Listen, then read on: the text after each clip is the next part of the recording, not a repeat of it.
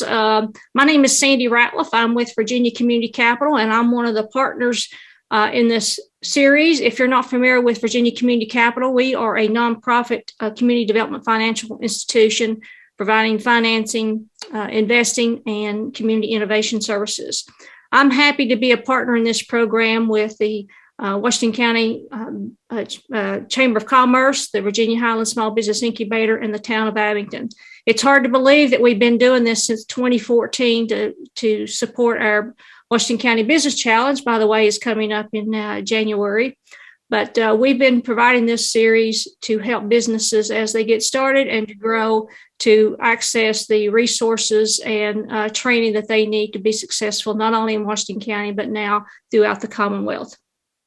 Today's session will be recorded for training and education purposes, and just to keep everything secure and safe with nobody coming and interrupting anything from the crazies. We do have everyone muted. However, we want to hear from you. If you have a question for our presenter today, please post those in the Q&A section, and we will address those at the end of the session. After today's workshop, this recording will be posted on the Virginia Highlands Small Business Incubator's Facebook page and the New Knowledge series on YouTube. And if you've not been there, that's a great resource for you to access all of these that we've held over the last few years. It's my pleasure to turn it over and introduce my co-host today, Kathy Lowe with Virginia Highlands Small Business Incubator. And Kathy, can you take over and introduce our presenter? I can introduce our presenter. Our presenter is Rachel Lewis, and Rachel is the owner of Moxie Strategies, and Rachel has been in the marketing industry since she graduated from college, and I've known Rachel since she was in elementary school. And we're excited to have her here today. Sandy, I think if you could text her the phone number, I don't think she can find the audio. She is logged in so that she can screen share, but if you'll text her the phone number for her to call in with her phone, I guess that's what she needs now. We're sorry for the technical difficulties. Sometimes internet is spotty in certain places, and Rachel happens to be in one of those spotty areas. So we are sorry for the technical difficulties, but we hope to get started quickly. Rachel? Okay. Sorry. I don't know if we want to start the recording again or not, but to everyone, I am so sorry. I just did not have apparently the right between the meeting ID, the participant ID, and anyways, all my bad. But I'm so glad that you guys are here. I'm very excited to be doing this, and let's just go straight into things with no more ado. And you can share your screen now. Let me know. Okay, yep, I'm going to share my screen.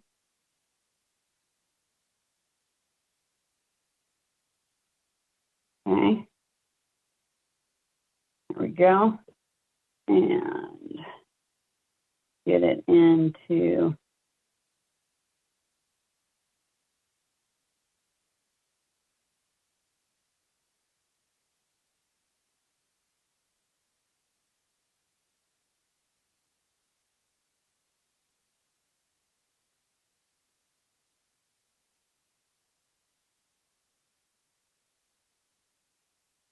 sorry, deal with me just a bit here because I normally do prezzies. What am I doing wrong here?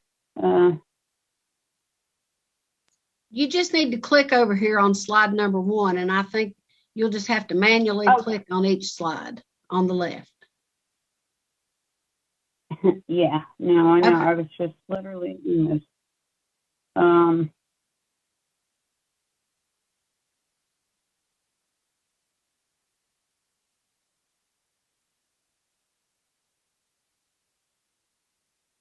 Okay. So let's just start out with what is the topic of today's presentation? Targeting.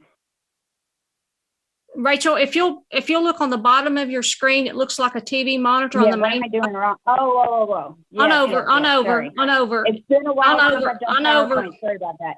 No, you need to No, go hit over here. Oh, yeah, yeah, yeah. that one. There we go. Ta-da. All right. Finally. Sorry, guys. Okay. So I was apologizing. I typically use a presentation platform called Prezi, but it has a lot of movement in it, and I know everybody's coming in at this with different bandwidth, so I wanted to do something a little bit more static, but I promise we'll keep it interesting. My name is Rachel Lewis. I'm originally from Abingdon, Virginia, Appalachia, born and raised, yes. But I have been doing marketing for almost 20 years now, and mostly in the DC area. So I hope you'll be excited because we're about to go on an adventure. I don't want you to be scared just because I said I've worked in DC for a long time. The thing is, I've worked mostly with nonprofits. And here's the thing. Everyone's got constricted budgets, and I know it's marketing can be intimidating, but I want to tell you, first of all, these two ladies here, Kathy and Sandy, you got to trust them. They really know what they're doing. So let's just do an overview of what we're going to be talking about today. First of all, targeting. It's one aspect of a larger plan. Okay? Secondly, how to target. Key to good targeting is stepping outside of yourself, which many of you may think you know how to do, but it's a good chance you don't. So we're going to go over how to do that. And then we're going to get into the nitty gritty, do some practical stuff. But before we get going, hold on a second. Before we get going, let me just say I have a couple of images here of some folks, and I'm curious if any of you all identify with any of these people. This guy. Oh boy. Here we are doing another online webinar. Gosh, I'm going to pretend I'm excited about this, but not so much. Oh, we have the reluctant and passionate business owners, or maybe you are heading up a nonprofit and there's something you're really passionate about, but it definitely isn't marketing. So you're sitting here going, oh, I hope, I'm trying. I hope I can make it through this. Yeah, so if this is you, don't be scared. We're going to do this together. It's going to be great. Okay, a little bit about me. So like I said, I'm born and raised here in Southwestern Virginia. I went to the College of William and Mary for undergrad, studied public policy because it was the closest I could come to not making a decision about my life. Interested by a lot of different things. I worked on the Hill for a pretty influential politician, landed that job by doing a presentation for a government class. Very random, but I did a whirlwind tour of on the Hill, government, as the director of outreach for a nonprofit. I realized at a certain point, if I was going to stay in policy, maybe I should focus on one thing. Again, not my strength. So I said, what's something that every cause that I care about needs help with? And it was communication. Because here's the deal, people. In a single day, there is more information published online than there has been published in the entire history of humanity. That is what we're dealing with, right? So you may have your passions. You really just want to do what you're best at doing, making fly fishing rods or cooking or, picking out new fashions. Maybe there's some legislation. You're working on a nonprofit. all you're thinking about is how to advance that agenda. And this kind of stuff that you have to do, it's frustrating. Ugh. Well, here's the thing about me. So I went on to spend most of the remaining time that I had in DC after I got my master's from Georgetown in communications and marketing, helping people with limited resources. And small businesses really fall into that category. Let me tell you, I'm a big fan of small businesses. So I understand from Sandy that we may have folks that are coming into this from different levels of organizations.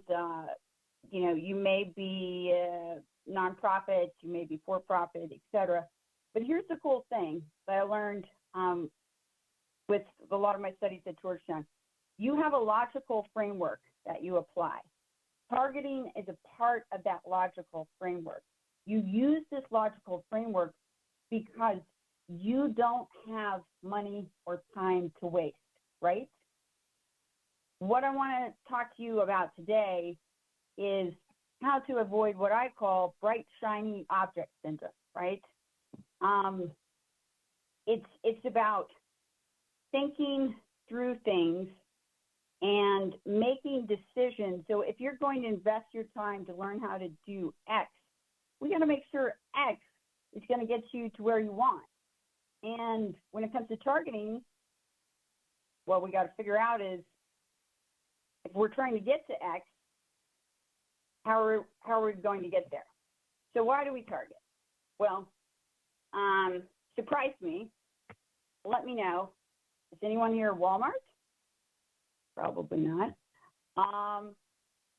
Do you have a multi-million-dollar TV ad budget where you can bombard the airways with, these ads really get me, but with sad puppies and please, you've got to send us $19 a month now. Okay, probably not. Or let's see, are you Zappos? Anyone here with Zappos? Kind of didn't think so. So this is part of why we target. Now you guys have probably heard about the long tail, and Sandy, Kathy, text me, chat me if any of this is not pulling up well in terms of the graphics. But what I'd like to show you right now is something that Chris Anderson came out with, like probably 15 years ago, right? So if you think about doing a search on, on Google, right? We're going to do search for shoes. And what we're going to come up with when we do that search is millions upon millions upon millions of results, as you'll see. This represents this part of what we call the long tail. Now, see, the long tail is really a part of what is actually considered the bell curve, right? Now, if you're a business, typically you're only going to shelf those things that sell particularly well because you're paying to rent the space and you can't do as many obscure things, right? But it's pretty difficult to compete with this many results. So with the advent of the internet, all of a sudden you can do something like best shoes to hike the Appalachian Trail with. And now look at what we're competing with. Dramatically different, right? So there's the internet aspect of targeting. But I would also argue, and this is just my personal standpoint, that in the modern day big box store world, we're getting to a point where even if you can't compete with the Walmart and the Amazon seemingly in terms of shipping or other things like that, what you might be able to do is gain my trust and curate something. Because I'm guessing a lot of you all have had this experience where you go to search for something on Amazon and reading the reviews, and they're confusing. One person says it's the greatest thing ever. The next person says it's terrible. And all of a sudden, you're spending a lot more time going through all of these results. And oh yeah, half of the results aren't even about products that you're looking for. Does that happen to you? Or you go into Walmart and you are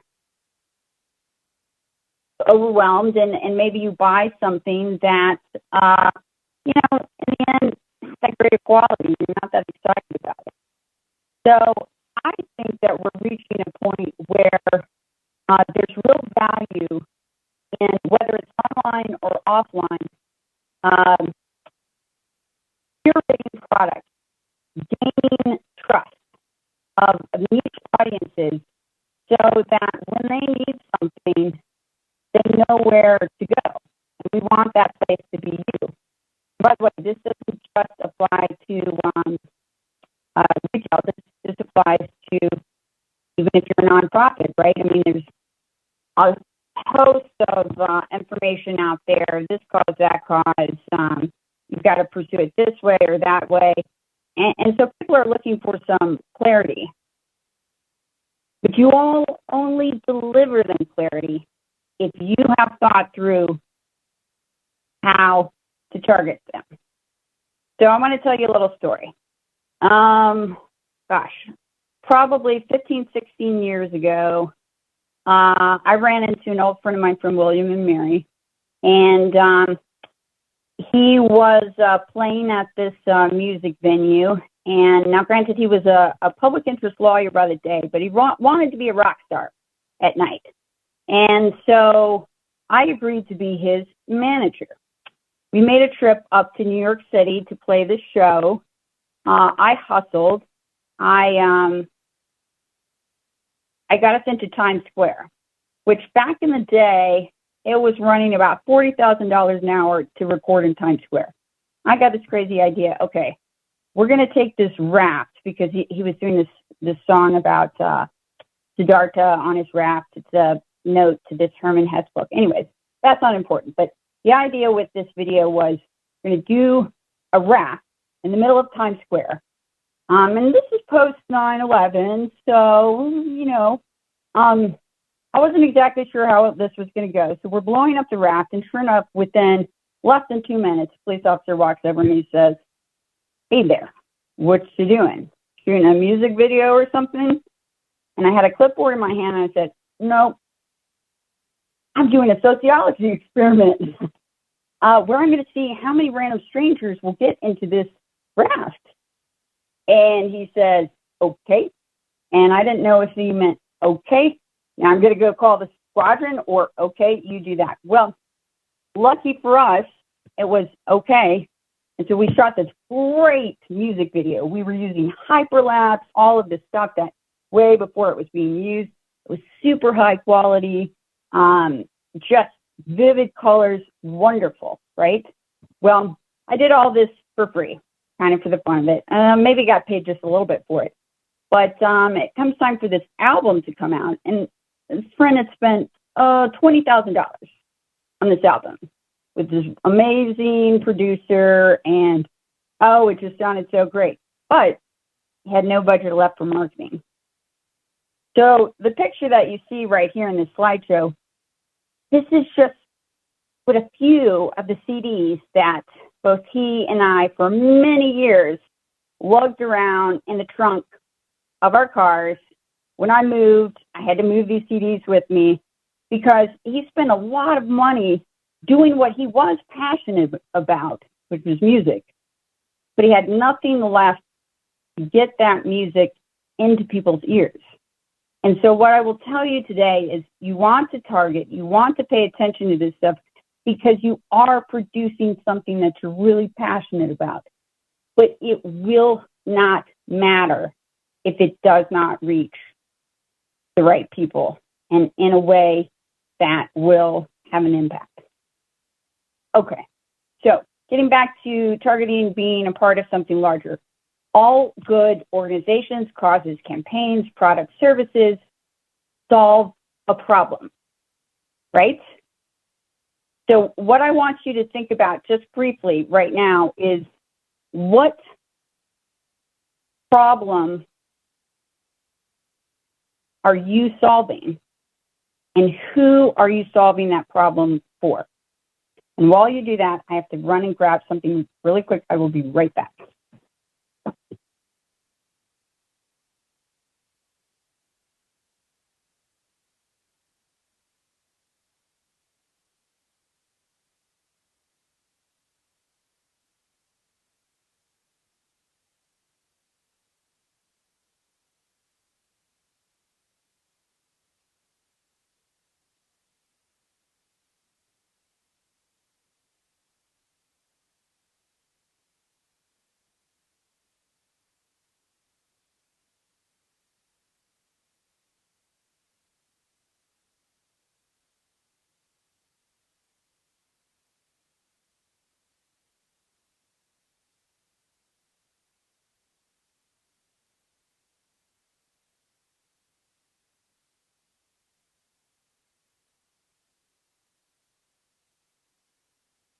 Okay, so hopefully you have an answer to that in your mind now. I just want to say, a goal is the result or desired outcome that solves a problem, takes advantage of an opportunity, or meets a challenge, right? Now, how do we know what we're going to reach our goal? And sorry, for a lot of you, I'm sure this is really basic, so I'll go through this pretty quickly, but this is extremely important. Objectives, right? Objectives are those mile markers that tell us we're getting closer to our goal. We have to have them, because otherwise, why are we doing what we're doing, right? So good objectives, of course, are smart.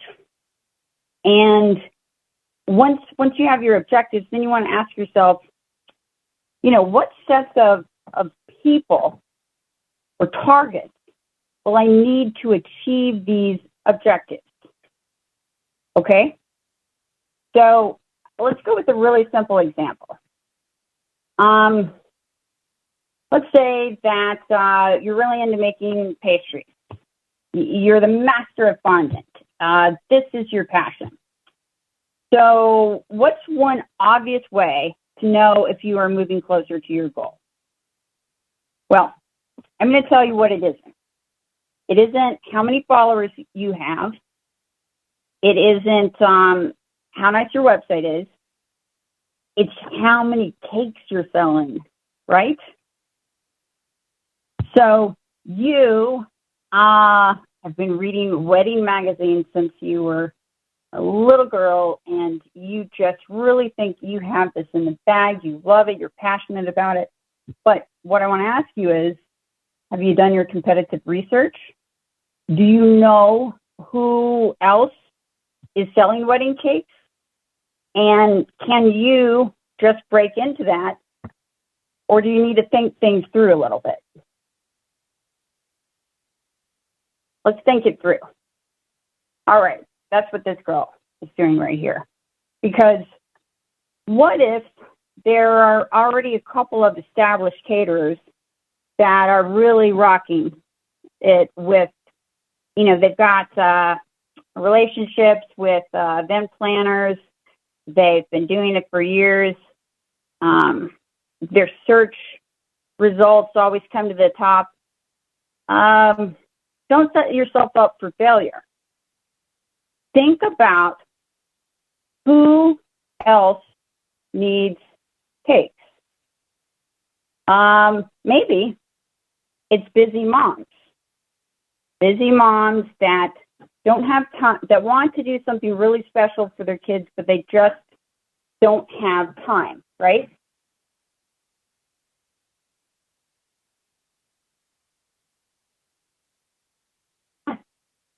Sorry, brief interlude. This is my dog. Sit, Goose. Thank you.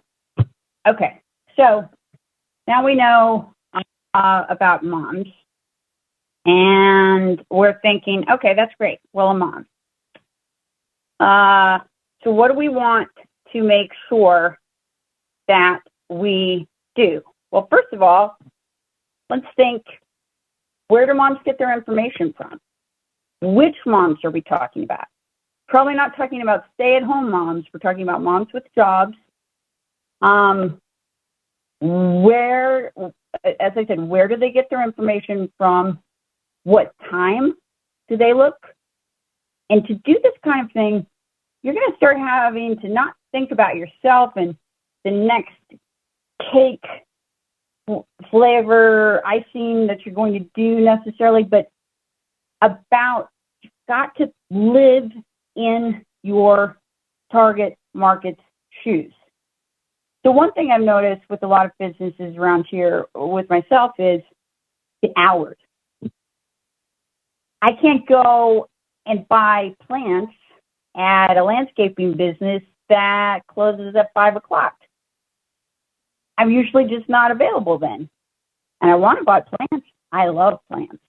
But if that landscaping business was thinking from the perspective of their target market, maybe their target market is they work mostly with, construction managers. And then I would say, well, why are you wasting this time on this retail space and presenting yourself as a retail business when basically you're just disappointing people a lot with every time they come by? But when I say be in the shoes of your buyer persona, that's thinking through, and we're understanding, okay, it's not the grandma that probably will be buying your cake. It's not the dad because he's not on top of this stuff. Yes, it's the busy mom, and we're going to give her a name, and we're going to talk about her affinities. So on Facebook, you can do a lot of targeting. You can target by age. You can look up people who have already liked, let's say, a particular magazine. Is it a Garden and Gun? What do you think it might be? So this is what I'm saying with targeting. You have to live in that space. You also really have to divorce yourself from what it is that you already know. Great example of this, I'm going down the street and I see a sign up. See all these lights. I see this sign that's kind of been put up, something about a holiday thing.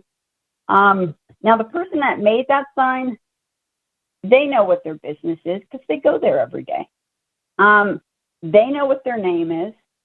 But if I'm driving by in my car, I've got the radio on, I've got other things going on, and I'm having to squint to see that sign, it's not great, right? That person wasn't thinking from the perspective of their target. It's all about the user experience. And to really understand user experience, to understand what graphics will appeal, what messages and everything like that, you can't think the way you normally think every day. So I've worked with so many nonprofits that were filled with people who were super smart about policy, but they were what I would call a wonk. There's this inside the beltway thing that, everybody should know what HR 472 is. Well, everybody doesn't, because that isn't everybody's everyday world, right? So are you using jargon that other people won't understand? Think about this with your targeting. And your targeting is going to lead you to the right channels to use. You do not need to be on every single channel there is out there. It is so much better to do one or two things really well than to just spread yourself too thin. Now, insider tip I'm going to give you is there's an obvious target that a lot of people miss. And that is the people that are already along the progression with you, right? Maybe they've been in your store once. Maybe they've seen one of your posts on Instagram. Maybe they've liked something. Maybe they have bought a little small thing. These are the people that some work has already been done. You're already halfway there. If you've got an email list, did you know you can import that email list into your Facebook and target those people, right? That's an obvious one. You can also be collecting information as people come in. Talk to your customers and understand, once you've kind of developed a good target, make sure it's a good target. You got to test this stuff out. Nothing will substitute getting objective feedback from people, right? Because what often happens is what we think others think isn't what they think. The connotations that we may have with a certain word isn't necessarily what your target may have.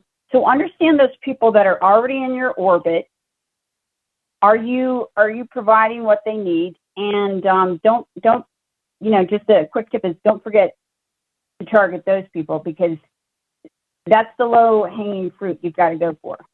Now, I want to go over a couple of things before we get into questions and answers that just based on my experience, I want to share with you to try and help save you some grief.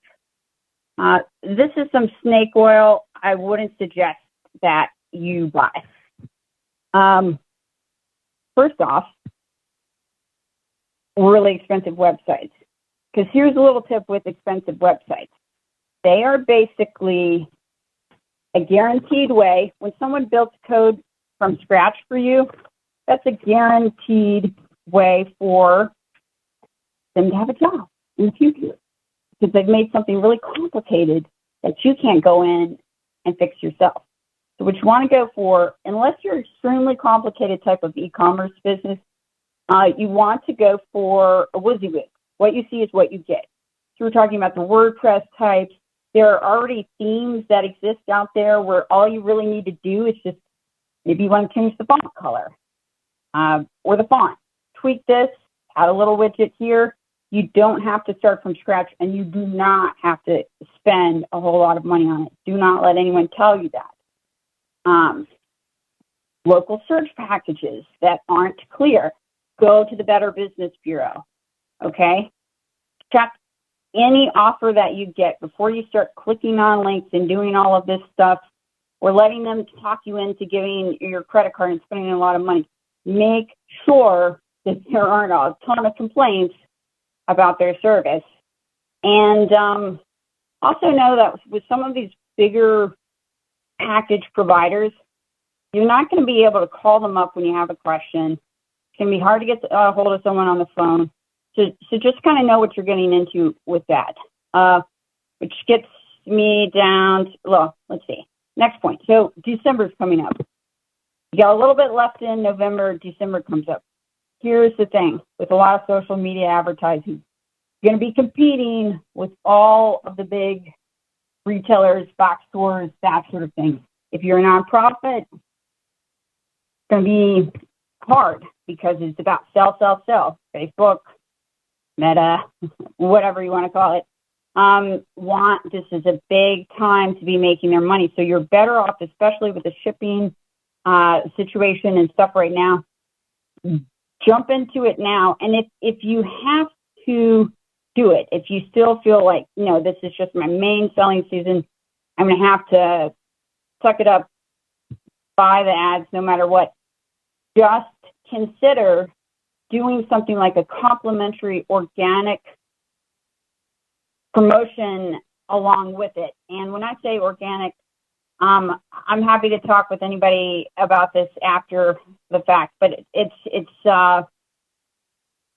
kind of ways that you can game the system a little bit to give your content a better chance, because content is how we're getting discovered, right?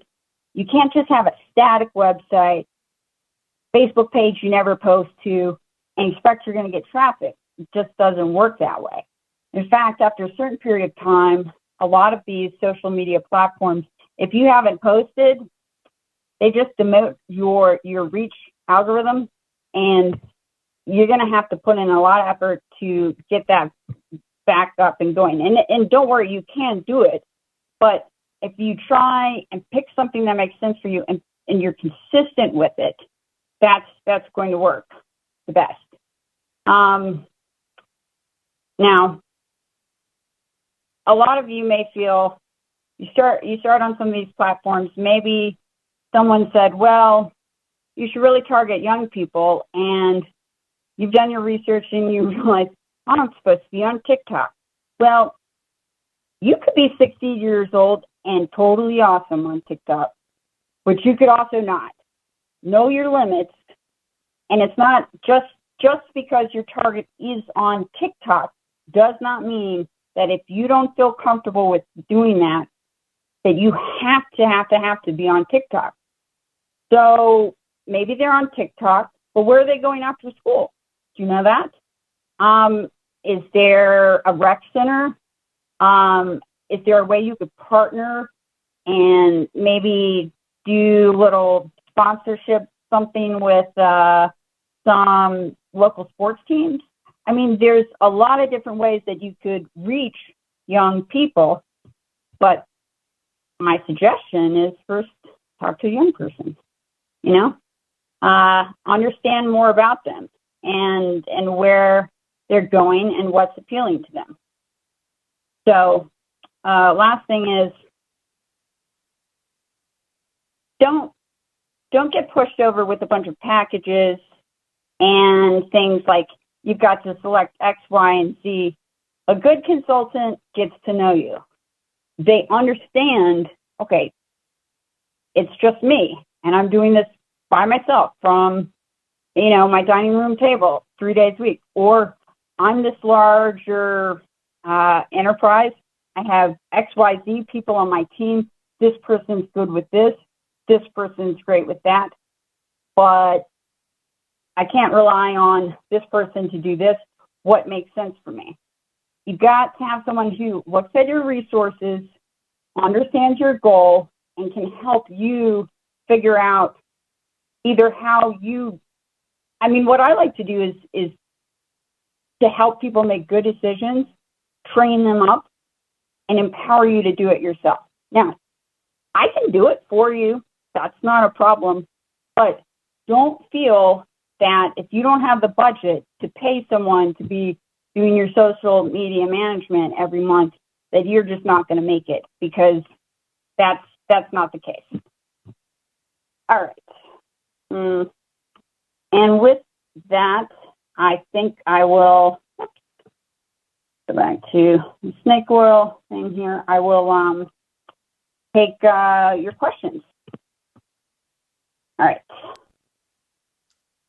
I see. Okay. While we're waiting for someone to have a question, I have a question. How do I determine if I'm a small business owner that I have very limited time, because I'm trying to do it all? Uh-huh. I have very limited resources. How do I determine what is the social platform that fits my specific needs? Okay. Well, so what I think is a super quick workaround is to get out there and start having some conversations, right? Maybe you need to give away a couple of free cupcakes to do it. Maybe you need to bug your neighbor to talk to, so-and-so who is, you think your ideal target, and ask them, where are you? Where do you get your information from? So a great example for me is there is, now I'm forgetting the name of it, this town, in Abingdon specifically, it's called the Wolf Whistle. That is a newsletter. I'd never heard about it, but apparently a lot of people are on there. And so that's the kind of thing that you learn about only when you're having conversations, right? If you think about it, you may be getting a really biased view of a lot of the things that you see because targeting is happening all the time. So find someone that doesn't know anything about your business or organization and ask them to do a search for you. You may be surprised what turns up, because not all search results are the same. They're not all across the board. There's this thing called the knowledge graph, right? So this is something that you can do. It's 100% free. Yes, it's anecdotal, but I would say it's really, you'll be very surprised by the things that you can learn just by having those simple conversations, right? Maybe you put out a survey on your email list and include some incentive, to encourage people to actually take the survey. And you can use something called Google Forms. It's totally free, and you can set up survey questions, and it'll spit it into a spreadsheet, the answers for you. So that's what I would suggest doing. I mean, in addition to the obvious research of, tracking the industry and, latest number of app downloads and things like that. I mean, that's something that I kind of nerd out on, but it would be very easy to say, oh, it's definitely this platform across the board, but it may not be locally. And if you're dealing with something more locally, you could miss something just by relying solely on those national statistics. And Rachel, you mentioned earlier about competing with the Walmarts and the Googles and so forth. How can a small business that does not have those kind of resources, I'm trying to think of, I think I saw Jennifer on here from Abington. I just went blank. So anyway, their business, they're having to compete. Wholesale Vital. Thank you, Jennifer. I'm having chemo brain today. But how can you compete with the Amazons when people are going with those outlets? I would say, what is it, Jennifer, that and by the way, hi, Jennifer, that you offer that Walmart doesn't? I mean, for me, an obvious thing is time. Sorry, now I pulled it up to my website, which I had a little problem with this morning. But full disclosure, I've almost never used my website to get clients or business. So it's all about whether or not it's worth your time, right? So that's a perfect example of targeting. I'm not going to spend a ton of time on my website if I have another way to get clients. Do I need to have one? Yes. Do I need to make sure it's pointed to the right URL? Yes. But is it something I should be doing every day when I have a million other things to be doing? No, probably not. But to get back to the big box it seems overwhelming, right? It seems really overwhelming, especially if you think of like their purchasing power, etc. But I really do believe that an undervalued resource with all of the big box retailers is time. How often have you gone into Walmart and you have a question, you don't know which aisle this could be on, or you see something, but it's a big box, you're not sure how you're going to get it to the car, and you can't find anybody to talk to, right? So this gets back to USP, unique selling proposition. What makes you different? What problem can you solve that Walmart will never be able to? Because I'll tell you right now, Walmart is not going to solve the customer experience problem because they don't pay always well enough, and there's just too much going on. For some people, the trade-off is okay. They'd rather just have some super cheap stuff, and if they have to replace it but I think there are a lot of people that is not solving all of their problems right now. Maybe there's some stuff that you'll buy for cheap, but there's other stuff you have questions about. And so focus on that. What is your value added? What do you do that your competitors don't? So Rachel, and that brings us to, we've got several people online that are apparently starting new businesses in different fields. We have someone who's starting a therapy office, a physical therapy office, and then I don't exactly know what the other new business is, but when you're talking about new business and you don't really know what your historical client has been, and you're in small town USA, how do those folks start out with a marketing plan? Okay. Well, I think what is really, really central is going back to that goal. And when you think of a goal, it is a problem that you will solve. It's just a problem turned upside down. If you aren't solving a problem for someone, if you aren't meeting a need that's either not being met or is not being met in the way that people need it to be met, you're going to have a hard time, right? I hate to say this, but I'm sure this is something that Kathy and Sandy have been other presenters have talked about before, and it's just absolutely true. There's a lot of competition out there, and you just can't expect, I like to do this, or I'm trained to do this, and therefore I will be able to do this. It doesn't matter if there aren't people that need you to do that, or need to buy this, or are willing to. So let's say if you're a physical therapist, well, there are a lot of physical therapists that are already out here. I would start with, get on a computer, someone else's computer, that, the cookies have been erased.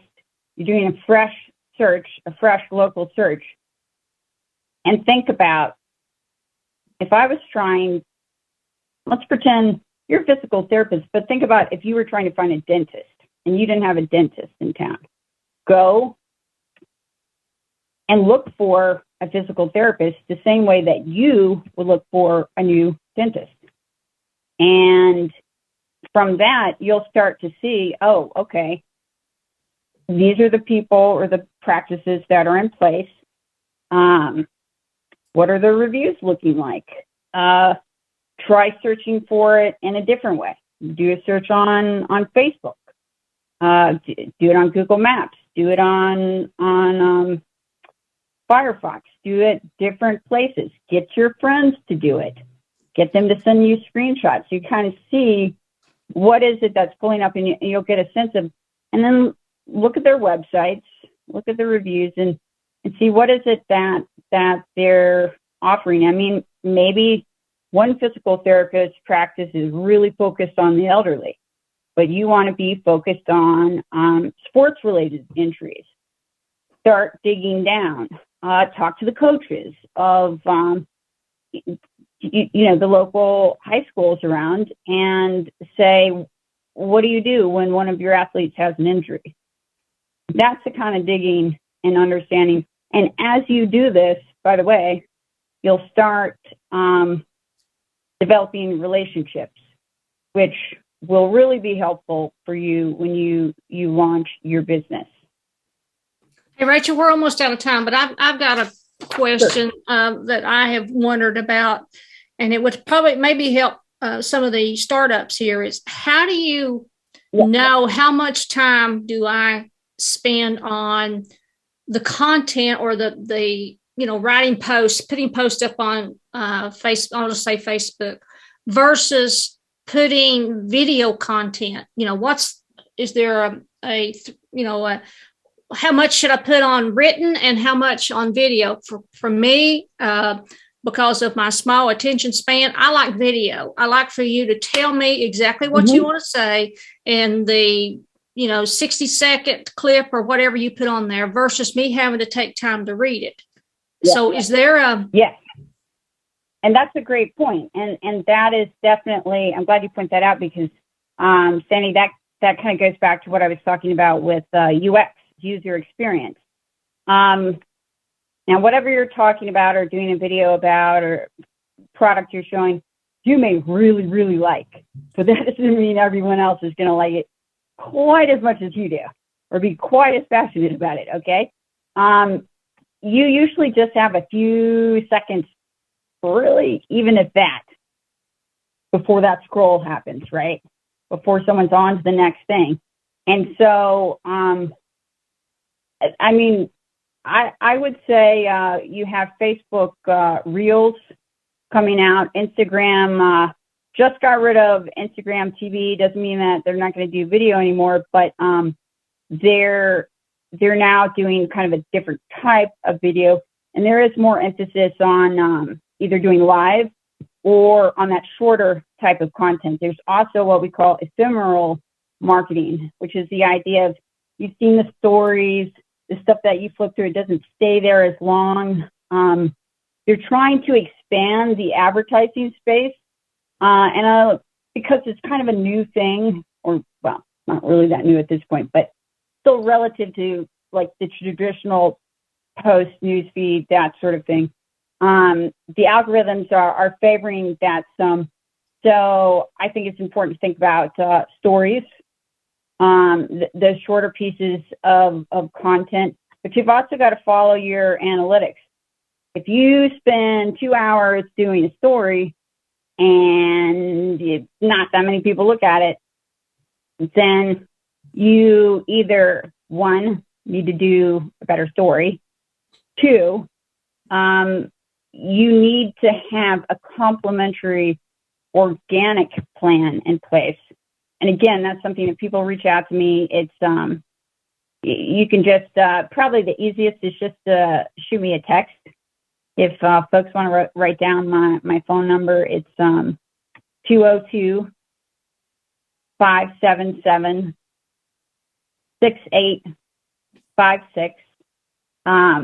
That's the fastest way to reach me. And, we can talk because, unfortunately, because of what I call the content crisis, which has been going on for some time, there's just so much competition on most of these platforms that if you don't have that kind of complementary signaling, something that's going to tell Facebook, okay, wait, people are paying attention to this. Because, it's a big thing. A lot of you may know this, some not, but you can have 800 some fans on your Facebook page, and you do a post, and it might only reach or show up in the newsfeed of 23 of them. Because what Facebook does, and what a lot of these platforms do, is they release that content that you spend all this time making to just a handful of people, and they watch how it performs. If it's not getting the right kind of engagement, if the timing isn't right, if something isn't clicking, they're not going to send it out to the next wave, or the next wave, or the next wave. And there are all kinds of little tricks and things that you can kind of do to mess around with that. And I learned how to do this mostly because, nonprofits, I worked for several nonprofits that they just didn't want to do advertising at all. And so I had to have a way to make things get out there. And so that part of things is important. And the other thing I would say is native content. So you could post a YouTube link to Facebook, but think about it. Facebook is owned by Google, and Google doesn't want to be sharing traffic, and Facebook definitely doesn't want to be sharing traffic with YouTube. So that URL, that YouTube URL, you're going to get penalized for that. Video content is definitely very big right now, especially the shorter content, like you were saying, Sandy, which means you got to be precise. You really got to get that elevator pitch down and keep it focused to your messaging, like 3 things, okay? What are the 3 things that make you unique? People just don't have the space in their mind for a whole lot more than that. They just don't.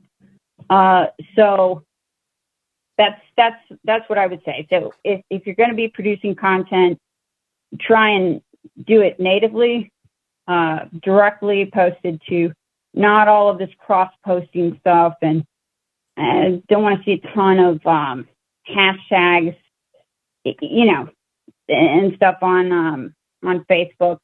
And again, maybe you don't even need to be on Facebook. I mean, probably you do, because that's kind of the big one. And they have the most data out there. It's best for targeting.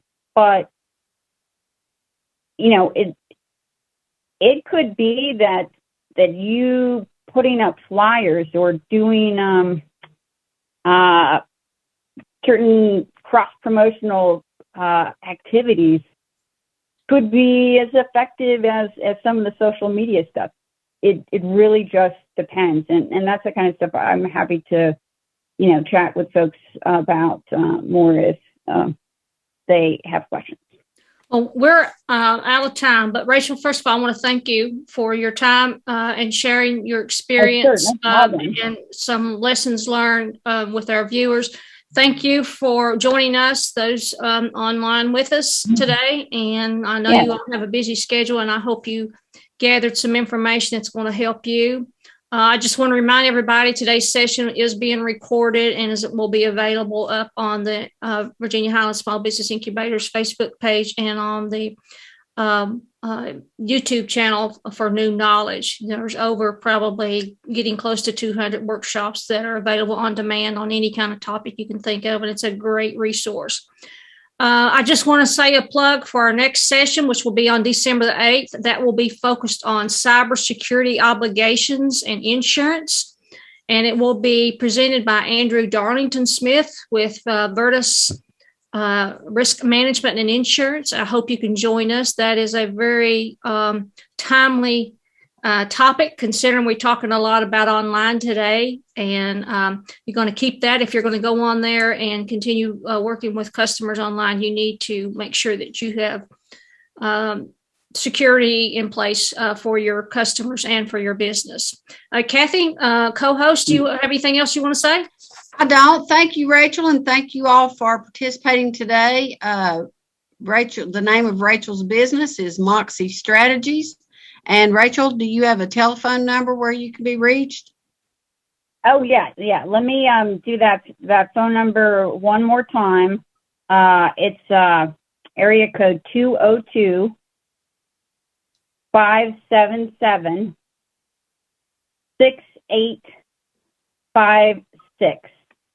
And I'll just do that one more time. 202-577-6856. You can also shoot me an email at RALEWISDC.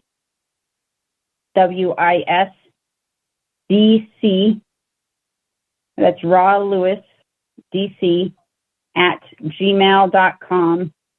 And I have a couple of social media things up, and my website. Rachel, what about is it on your PowerPoint?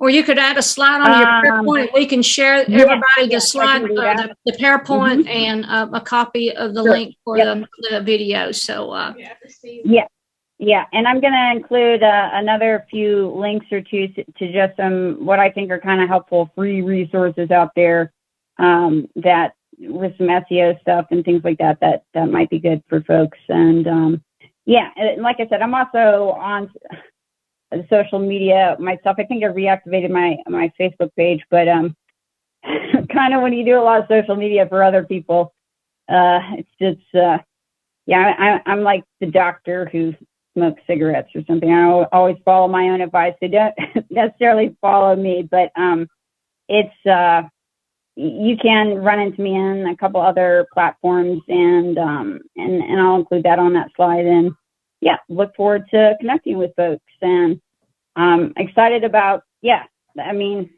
it's all about your energy and the entrepreneurship, and just it's important to just be focused in the way that you do it, and so that all your hard work and stuff will pay off. Yeah. Great. Thank Well, you, thanks, Rachel. everybody. Have happy holidays, everybody. Take care. Thank you. Thank you. Bye-bye.